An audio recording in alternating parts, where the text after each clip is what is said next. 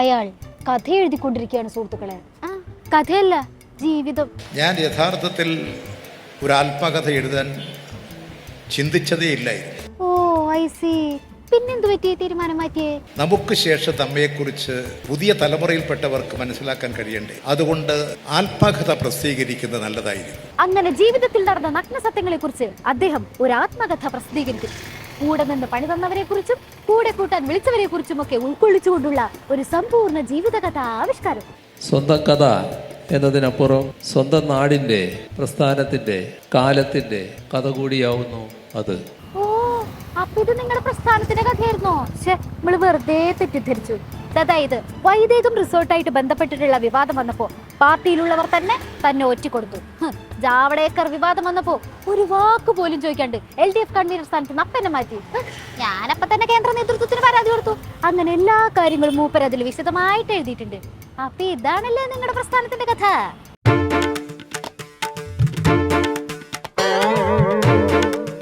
അപ്പോൾ പറഞ്ഞു, ഒന്ന് പരിചയപ്പെടാൻ വേണ്ടിയിട്ടാണ്. ഞാനാണ് ജാവേദ്കർ. BJPയുടെ ഇവിടുത്തെ കേരളത്തിൻ്റെ കാര്യങ്ങളെല്ലാം നോക്കാൻ ദേശീയ നേതൃത്വം എന്നെ ചുമതലപ്പെടുത്തി ഞാനിവിടെ വന്ന് ചുമതലയെടുത്തു. BJP നേതാവ് ജാവ്ദേക്കർ വെറുതെ പരിചയപ്പെട്ട് ഒരു ചായ കുടിക്കാൻ വന്നതാണ്. അയ്യോ, എന്നെ തെറ്റിദ്ധരിക്കില്ലേ എന്ന് ആത്മകഥയിലുണ്ട്. എന്നെ മാത്രമല്ലല്ലോ, പുള്ളി വേറെ കുറെ ആൾക്കാരെയും പരിചയപ്പെട്ടല്ലോ എന്നും പറയുന്നുണ്ട്. അദ്ദേഹം പറയുകയാണ്, ഞാൻ രമേശ് ചെന്നിത്തലയെ കണ്ടു, ഉമ്മൻചാണ്ടിയാണ്, ഞാൻ ഈ കുഞ്ഞാലിക്കുട്ടിയെ കണ്ടു. നിങ്ങളുടെ LDF കൺവീനർ എന്നുള്ള നിലയിൽ നിങ്ങളുമായി പരിചയപ്പെടാൻ വന്നതാണ്. ഒരു 5 മിനിറ്റ് നേരമില്ല. ജാവ്ദേക്കറായിട്ട് ഒരു ചായ കൂടി ബന്ധം മാത്രമേ എനിക്കുള്ളൂ. ശോഭാ സുരേന്ദ്രനൊക്കെ ആരാണ്? ഇവരൊക്കെ എവിടുന്നാണ് വരുന്നത്?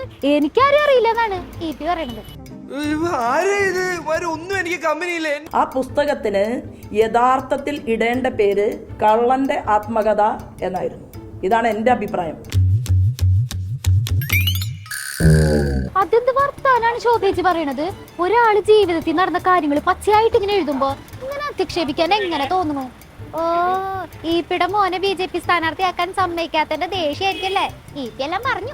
ഒരു കയ്യബദ്ധം നാറ്റിക്കരുത്. പക്ഷെ EP ജയരാജൻ CPM വിട്ട് BJP ചേരാൻ ആഗ്രഹിച്ചിരുന്നു.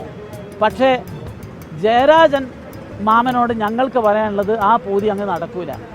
എല്ലാ ആളുകളെയും BJPയിൽ എടുക്കാൻ പറ്റൂലല്ലോ. ശരി, അപ്പൊ നിങ്ങളല്ലേ പറഞ്ഞത് ചർച്ച നടത്തിയത് BJPയിലേക്ക് ചേരാനെന്ന്? എലിയിട്ടിട്ട് ചോറില്ല. അതിനു വേണ്ടിയിട്ടായിരുന്നു. എല്ലാവരുമായി സംസാരിച്ചിട്ടുണ്ട്, ഞങ്ങൾ ചർച്ച ചെയ്തു. ജയരാജൻ വേണ്ട എന്നാണ് പൊതുവുള്ള വികാരം. കാരണം ജയരാജന്റെ കോലത്തിലുള്ള ആള് പറ്റിയ പാർട്ടിയല്ല ഭാരതീയ ജനതാ പാർട്ടി എന്നാണ് ചർച്ച നടന്നിട്ടുണ്ട്. അതാണ് ഞങ്ങളുടെ വികാരം. അതായത് 24 മണിക്കൂർ കൂടി കഴിഞ്ഞിരുന്നുവെങ്കിൽ കഴുത്തിൽ ഞങ്ങളുടെ കുങ്കുമഹരിത പതാക വീഴുമായിരുന്നു. ചേട്ടാ, ഒരു കപ്പലിന്റെ പാർട്ടിക്ക് വേണ്ടി ജീവിതം ഒഴിഞ്ഞു വെച്ച ഒരു മനുഷ്യനെ കുറിച്ച് എന്തൊക്കെയാണ് ഈ പറയുന്നത്?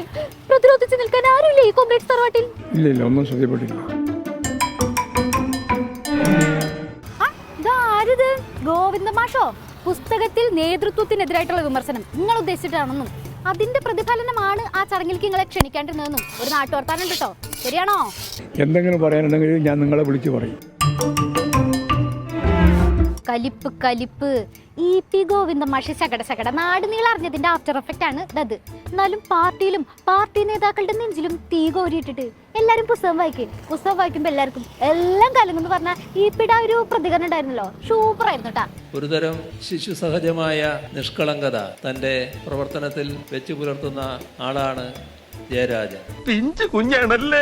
നിഷ്കളങ്കനാണ് സഖാവ് EP ജയരാജൻ എന്നാണ്. അപ്പൊ നിഷ്കളങ്കനായിട്ടുള്ള സഖാവ് EP ജയരാജന് കുറച്ച് കാര്യഗൗരവ ബോധം പഠിപ്പിച്ചു കൊടുത്തുകൊണ്ട് ആ ഇടതുപക്ഷ ജനാധിപത്യ മുന്നണിയുടെ കസേരയിൽ തന്നെ ഇരുത്താമായിരുന്നല്ലോ.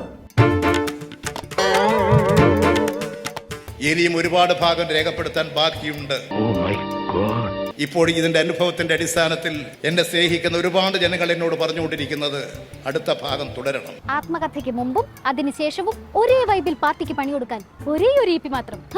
ഇതൊക്കെ എന്ത്? പുസ്തകത്തിന്റെ അടുത്ത ഭാഗം ഓൺ ദ വേ ആണെന്നാണ് EP സഖാവ് പറഞ്ഞത്. ഭയം വേണ്ട കോമ്രേഡ്സ്, ജാഗ്രത മതി.